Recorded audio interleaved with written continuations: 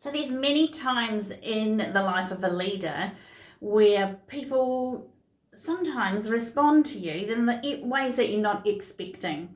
So what I find is one of the tips and tools for responding to somebody when they're just losing their shit, basically, or they're losing their cool in a way of blaming you for something or blaming somebody else in the team for the reason why they were unable to do or produce the outcomes that you're expecting or requiring of them. So one of the things that you can do is take that little pause. And within that little pause, just like that, you take a breath. You take that breath and you're able to go into your inner world. Because if we allow the outer world, if we allow the external responses, the external things of the other people's response to dictate how we respond, then we're jumping into their world and we're allowing them to have that control over who we're being in that moment.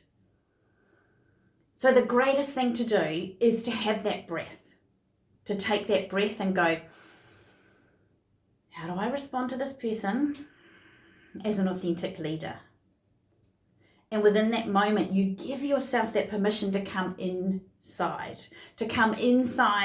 and to elicit all of those amazing characteristics that you have within you as an authentic leader, that you can come towards them and state your response from that place of authenticity, from that place of compassion, from that place of curiosity, from that place of understanding, from that place of wanting to understand.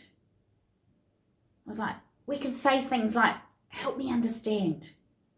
So what I'm hearing from you is blah, blah, blah, blah, blah. Help me understand what's behind that. Because what we see when a person is angry, kicking off, responding with anger, blaming other people, there's something behind that. And as an authentic leader, we can get them to help pause as well. We can give them the tools to pause and go, ah, and then take the emotion out of it. When we pause, we take the emotion out of it for ourselves. We go internal so that we are choosing our response as an authentic leader. We are not reacting. We are not being instinctively combative, because that never gets us anywhere. So within that moment, when we pause, we are modeling amazing behavior as well. Because when we're pausing, we're going, okay, I'm hearing you. What I understand from that is blah, blah, blah, blah, blah. Now help me understand it from your perspective. Help me understand where that is coming from. And it's not license for them to go, well, they didn't do this and they didn't do this, da, da, da, da, da, da, da. It's about taking ownership and responsibility for our own stuff. Taking responsibility and ownership for our part in every single action that happens within our teams. I know as a leader of others in a team, whatever happens, whatever tasks get done or not done, as a leader, I am ultimately responsible. Have I given them the right tools? Have I set out the expectations with clarity? Have I assisted them to find their purpose within that task? Or am I just dictating and managing them by going, do this by this date because you just need to? That's what's expected.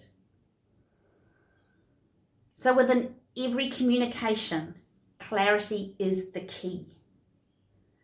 How can I understand my beliefs more? How can I understand my values more as an authentic leader?